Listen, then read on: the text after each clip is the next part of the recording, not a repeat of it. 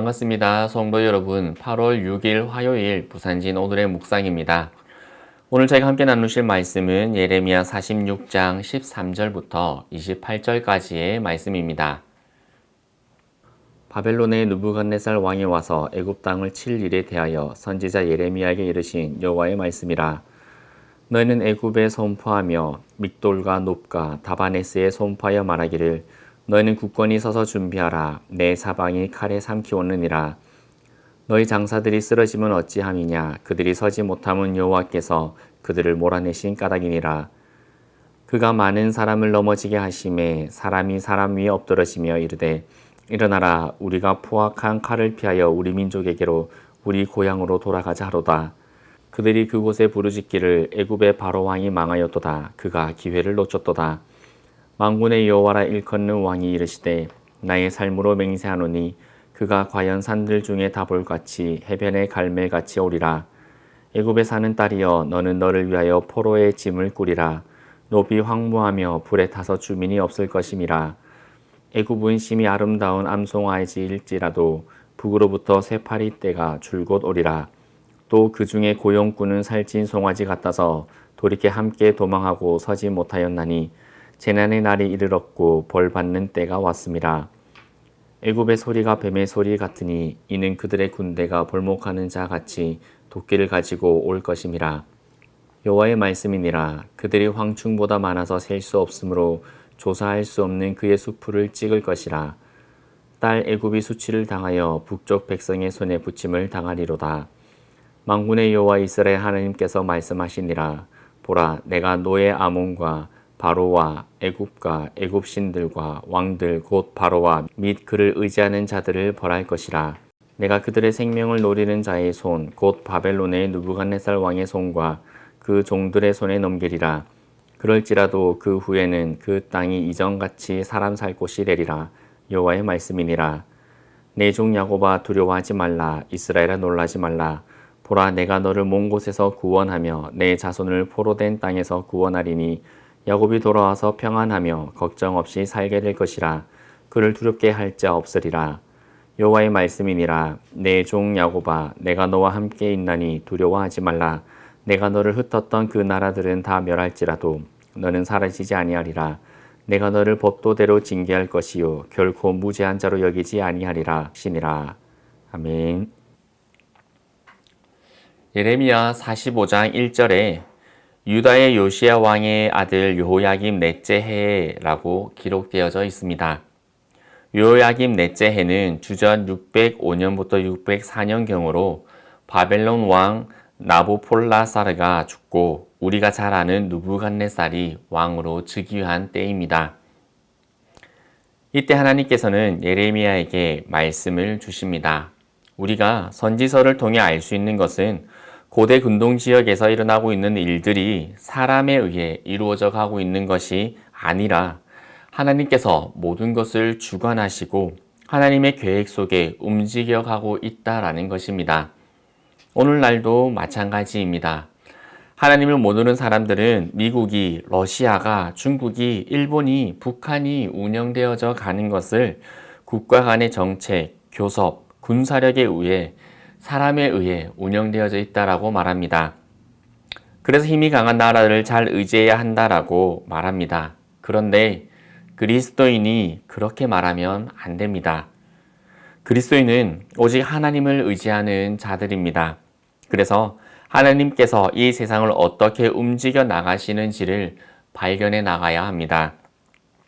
다 발견하지는 못하더라도 그 가운데 무엇을 더욱 의지해야 하는지는 분명히 알아야 합니다. 우리는 오직 하나님만을 의지해야 합니다. 갈그미스 전투에서 승리한 느부갓네살은 주전 605년에 바벨론의 나보폴라사르가 사망하자 바벨론으로 돌아가서 주전 604년에 즉위식을 치른 후에 다시금 애굽으로 진군합니다. 이로 인해 대략 3년 동안 애굽은 바벨론의 공격을 견뎌야 했습니다.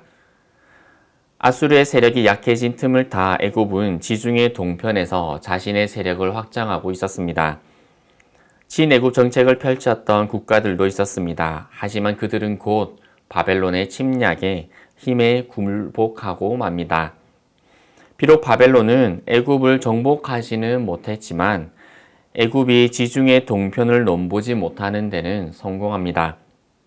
이러한 이야기가 열왕기하 24장에 기록되어져 있습니다.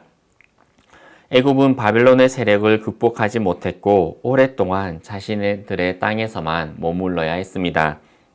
그런데 이 상황을 단순히 바벨론이 애굽을 정복하지 못했구나, 애굽이 이겼구나 라고 착각했던 여호야김은 바벨론을 배반해 버립니다.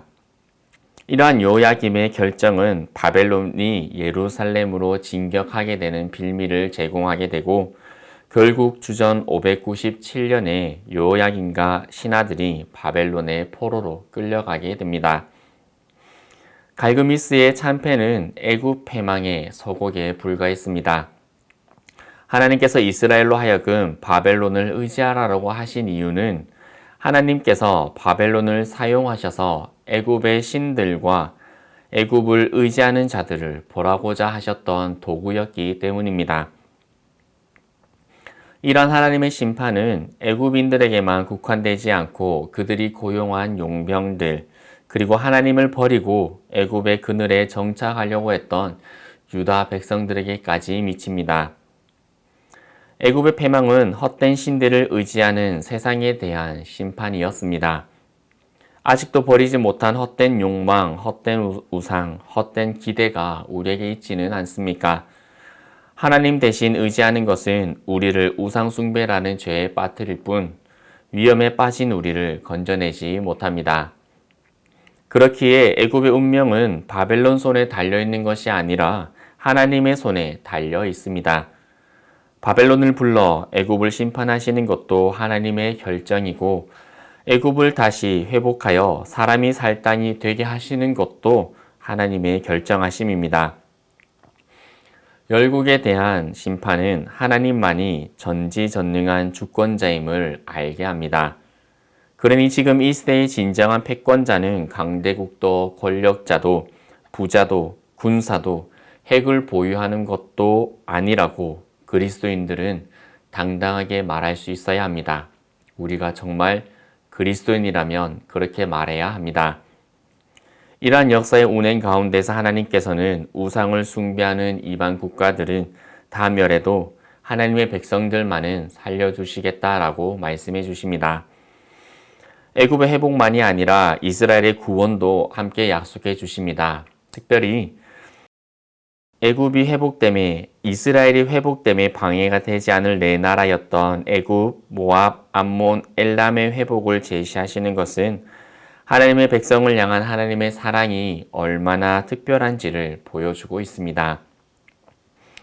억압하는 자에 대한 심판이 억압받았던 자들의 구원이 됩니다. 먼 이방 땅에서 자신들이 처한 암울한 상황으로 인해 두려워하고 절망하는 유다 백성을 향해 내 종 야곱이라고 표현하시며 하나님과의 언약 관계를 기억시켜 주시고 다시 소망을 주시는 하나님이십니다. 사로잡은 나라들은 다 사라져도 사로잡혀간 이스라엘은 사라지지 않을 것입니다. 죄의 징계는 있어도 진멸시키지는 않으십니다. 그러므로 심판 중에도 살아남았다면 자기 죄로 인해 당한 고난을 불평할 것이 아니라 살려주신 주권자의 섭리를 깨닫고 회개할 수 있어야 합니다. 오늘 말씀에서 애굽의 멸망을 상세하게 기록해 놓은 이유는 애굽이 얼마나 믿을 대상이 되지 못하는지를 보여주고 있습니다. 애굽 전역이 침공을 받게 될 것이고 애굽의 옛 수도 놉도 유다인들이 정책한 다바네스도 침공을 받게 될 것입니다. 모래 위에 지은 집은 평안할 때는 문제가 없지만 비바람이 불고 물이 넘쳐날 때는 그저 무너질 뿐입니다. 우리의 삶이, 우리의 고백이, 우리의 신앙이 모래 위에 지어져 있으면 삶에 아무런 문제가 없을 때는 상관이 없겠지만 삶에 문제가 생겼을 때는 그 신앙은, 그 삶은 무너져 버리게 될 것이라는 주님의 말씀을 우리는 기억해야 합니다. 하나님의 운행하심을 알지 못하면 두려워하지 않아도 될 것을 두려워하고 부러워하지 않아도 될 것을 부러워하게 됩니다. 분별하지 못하면 세상의 허풍에 속게 되고 세상의 위협에 떨게 될 것입니다. 오직 하나님만을 바라보며 하나님의 역사를 깨닫는 은혜가 있기를 소망합니다. 함께 기도드리겠습니다. 하나님 아버지, 우리가 그리스도인으로서 하나님을 온전히 바라보고 신뢰하는 자들 되게 하여 주옵소서. 눈앞에 보이는 세상의 힘과 권력과 그리고 재물에 우리가 휩쓸려 가지 않도록 해주시고, 두려워하지 않아도 될 대상을 두려워하며 부러워하지 않아도 될 것을 부러워함으로 우리의 인생을 허비하지 않도록 하여 주옵소서. 오직 하나님을 신뢰하고 바라봄으로 하나님을 향한 뜨거운 믿음과 온전한 신앙이 회복되는 오늘 하루 되게 하여 주옵소서. 예수 그리스도 이름으로 기도드리옵나이다. 아멘.